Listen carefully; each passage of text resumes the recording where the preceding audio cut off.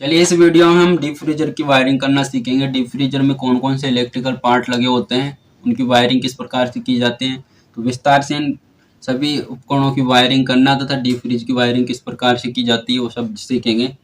तो deep freeze में wiring करने के लिए जो हमारे पास सप्लाई जो 3 पिन प्लग से आती है वो न्यूट्रल, फेज और अर्थ की आती है। अर्थात जिस पिन से मेन लीड जुड़ी होती है वो ये 3 पिन प्लग यह है।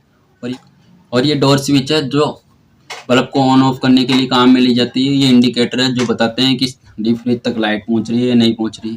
ये कंडीशनर फैन है जो कंडेंसर को ठंडा करने के लिए काम में ली जाते हैं। ये थर्मोस्टेट स्विच है जो टेम्परेचर के को कंट्रोल करती है, अर्थात ये कूलिंग को कंट्रोल करती है। ये OLP है जो ओवरलोड होने पर कंप्रेसर को सप्लाई को ब्रेक कर देती है, अर्थात ये कट ऑफ कर देती है। और ये रिले है जो रनिंग से स्टार्टिंग में शॉर्ट मारकर कंप्रेसर मोटर को स्टार्ट करती है।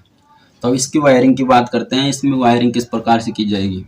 देखिए, जो हमारे पास न्यूट्रल की सप्लाई आएगी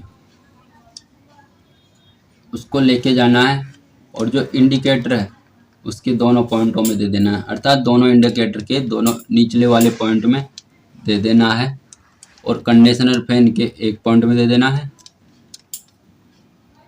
और इसको आगे लेके जाना है और रिले के पोल पॉइंट में दे देना। पोल पॉइंट वो होता है जिसमें न्यूट्रल की सप्लाई को इन करवाई जाती है, अर्थात उस पर एक थिम्बल नुमा पोल पॉइंट बना होता है जो कि रिले पर बना होता है और रिले के 2 छिद्रों को रनिंग पे और एक स्टार्टिंग पे लगा देंगे। अर्थात रिले में 2 छिद्र बने होते हैं और कंप्रेसर में रनिंग और स्टार्टिंग नाम की 2 पिनें बनी होती है जो कि आपस में जोड़ देते हैं या छिद्रों में खोस देते हैं कंप्रेसर के।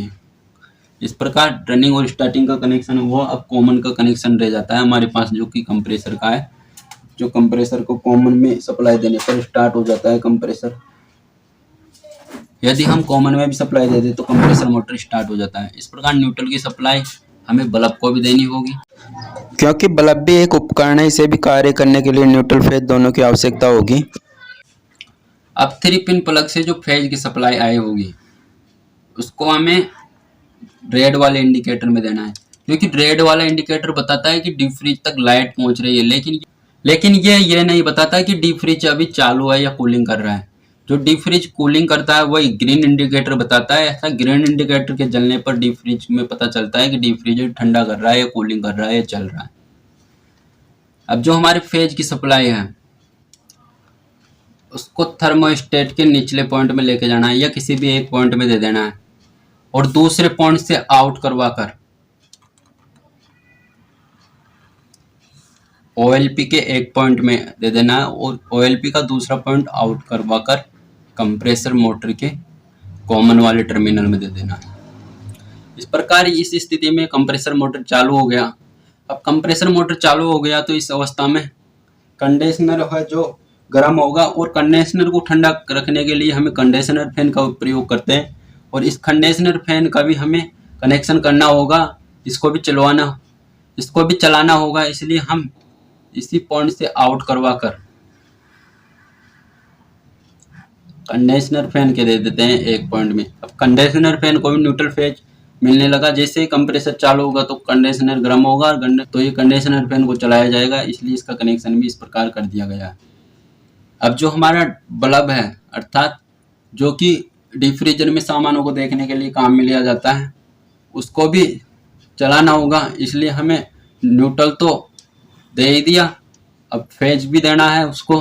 तो फेज हम जो थर्मोस्टेट के जिस पॉइंट में फेज की सप्लाई को इन करवाते हैं उसी से लेके जाते हैं और डोर स्विच के एक पॉइंट में दे देना है और उससे आउट करवा कर बल्ब के दूसरे बचे पॉइंट में दे देना है। इस प्रकार बल्ब को भी न्यूट्रल फेज मिलने लगेगा तो ये जलने लगेगा।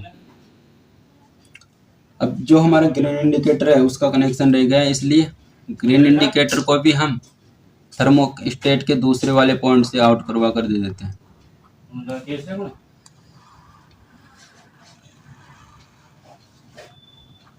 इस प्रकार हमारी डीप फ्रीजर की वायरिंग हुई।